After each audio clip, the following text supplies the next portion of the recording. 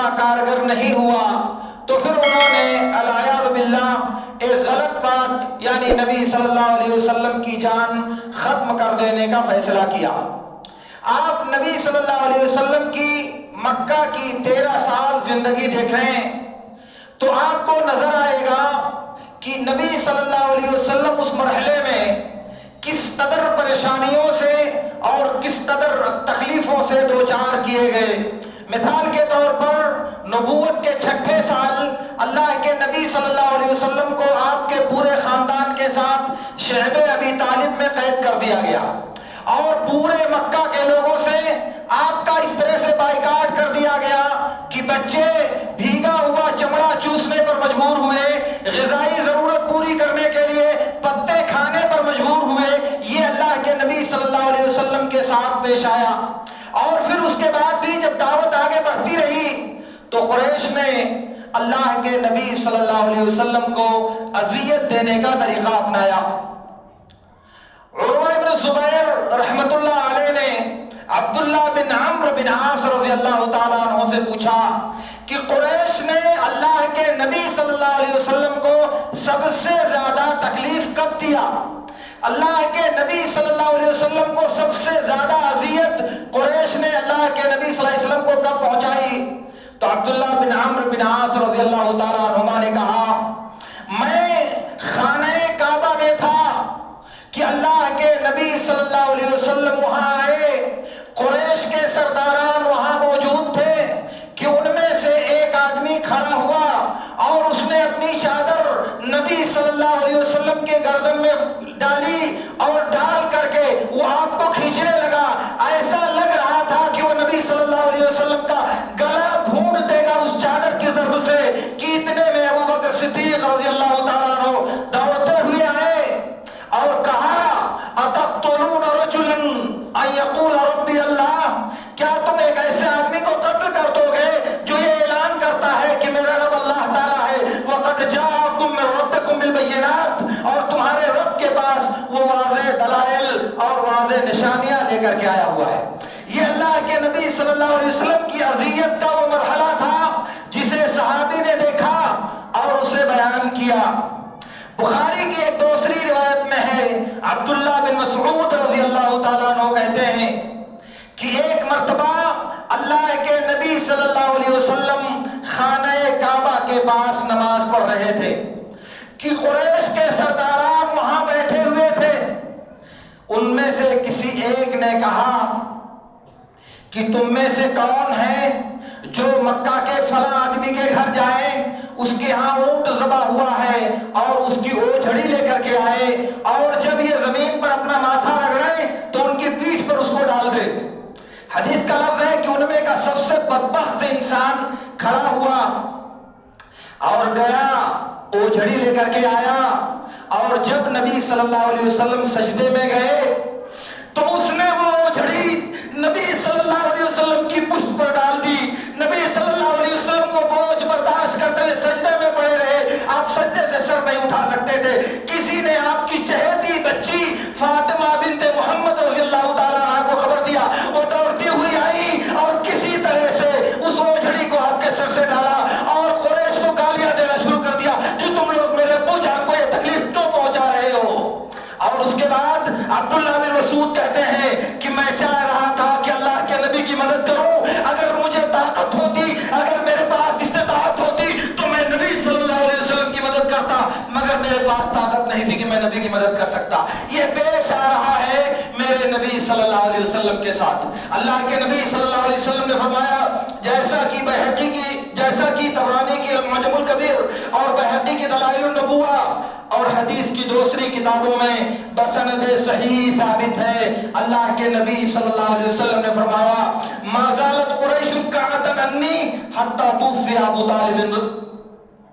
قریش برابر مجھ سے باز رہے، قریش مجھ سے منحرف رہے، دور رہے، یہاں تک کہ ابو طالب کا انتقال ہو گیا۔ ابو طالب کی زندگی میں قریش کو ہمت نہیں ہوئی کہ نبی صلی اللہ علیہ وسلم کو نشانہ بنا سکے، قریش کو جرأت نہیں ہوئی کہ اللہ کے نبی صلی اللہ علیہ وسلم پر سخت وار کر سکے جب تک ابو طالب زندہ تھے، کیونکہ ابو طالب آپ کے حمایتی، کے سردار تھے، اس لیے قریش کو ہمت نہیں تھی کہ وہ نبی صلی اللہ علیہ وسلم کو نشانہ بنا سکیں۔ مگر سن 10 یا سن 11 نبوت میں ابو طالب کا انتقال ہو گیا۔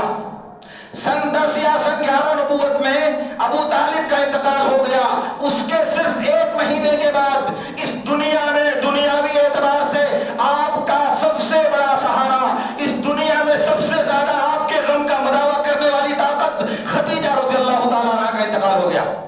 اللہ کے نبی صلی اللہ علیہ وسلم کی یہ 2 دنیاوی آسرے اور یہ 2 دنیاوی سہارے، ایک ابو طالب کی شکل میں اور ایک چہیتی بیوی خدیجہ رضی اللہ تعالیٰ عنہ کی شکل میں موجود تھے، وہ دونوں ایک مہینے کے فاصلے سے اللہ نے اٹھا لیا۔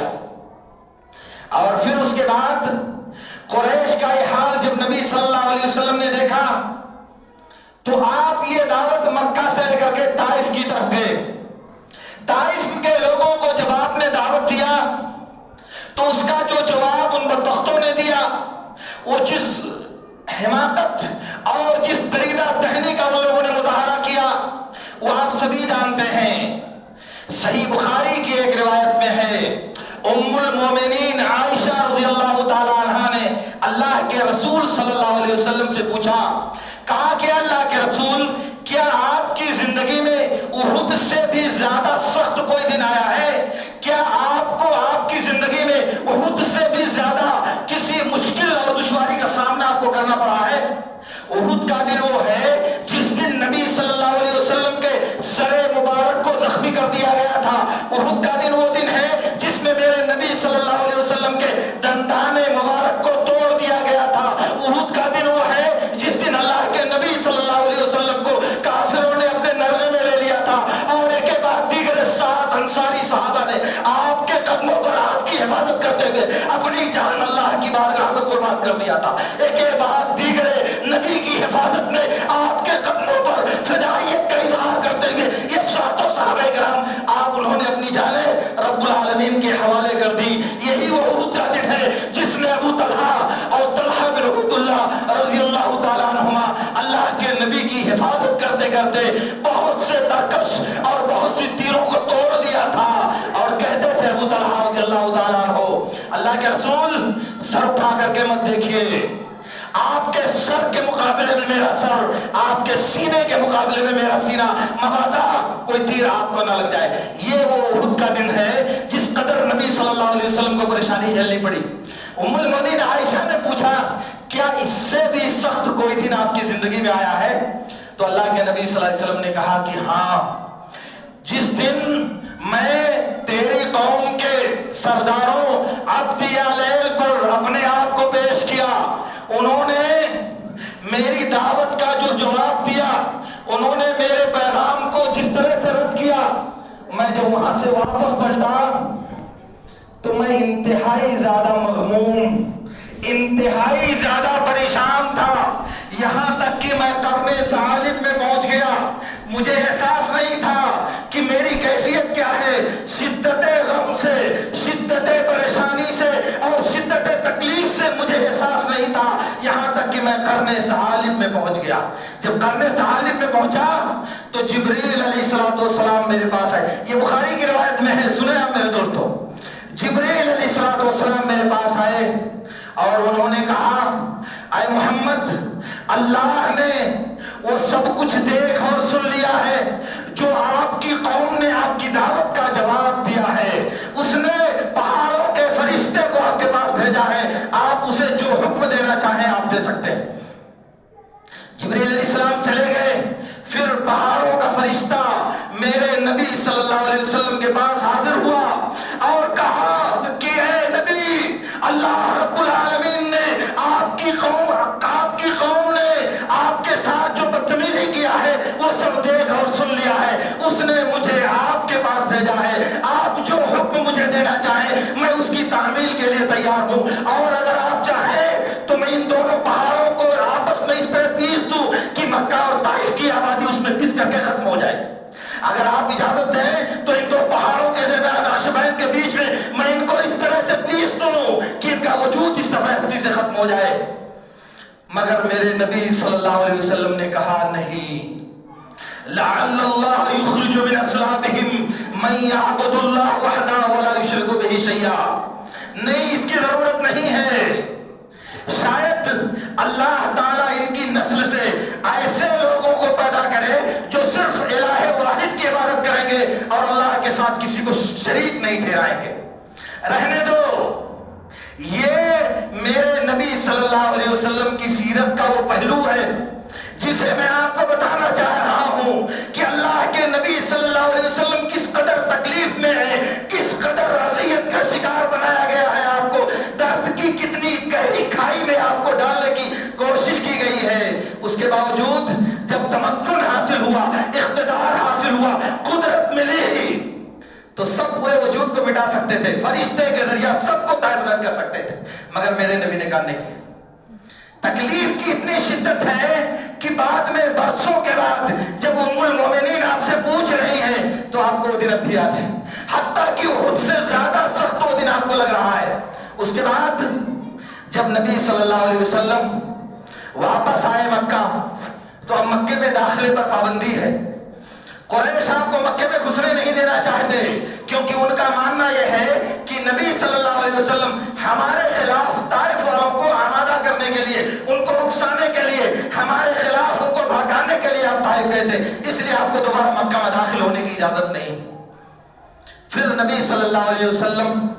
مکہ آنے سے پہلے قریش کے بہت سے لوگوں کے پاس پیغام بھیجا کہ مجھے پناہ دے دو،